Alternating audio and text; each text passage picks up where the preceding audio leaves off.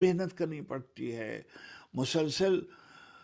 بیٹے دنیا میں جو فلسفہ تاریخ کے لوگ ہیں انہوں نے یہ بیان کیا ہے، اور مختلف لوگ ہیں جنہوں نے مثلا فرض کیجیے ہمارے زمانے میں اسپینگلر تھے، جیسے ہمارے نصاب کے ضرورتوں کے تحت ہم نے ان کو پڑھا. ٹوائن بھی تھے، سوروکن تھے، ویبر تھے، مارکس تھے.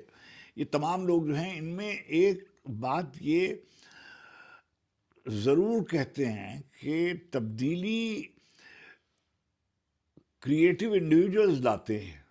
جو تخلیقی لوگ ہوتے ہیں جی وہ پیدا کرتے ہیں. وہ کوئی ایک ایسی جماعت تخلیق کرتے ہیں، ایسے لوگوں کو جمع کر لیتے ہیں، ایک کریٹیو مائنورٹی تخلیق کرتے ہیں. اور جیسے جیسے چیلنجز ہوتے ہیں اس کے جواب میں جتنی بڑی تہذیبیں ہیں وہ کسی نہ کسی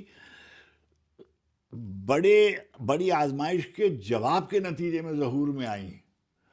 چاہے وہ بابل النینوا کی تہذیب ہو، چاہے وہ دریائے نیل کی تہذیب ہو، چاہے وہ بر صغیر کی تہذیبیں ہوں.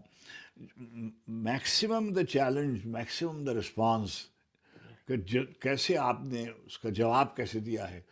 تو یہی تقدیر کا فیصلہ ہے، یہی آپ سے تقاضا ہے کہ بھئی آپ جو کام کریں گے اللہ سبحانہ تعالیٰ اسی کی آپ کو جزا دیں گے، اور آپ کی محنت کو رائگاں نہیں ہونے دیتے.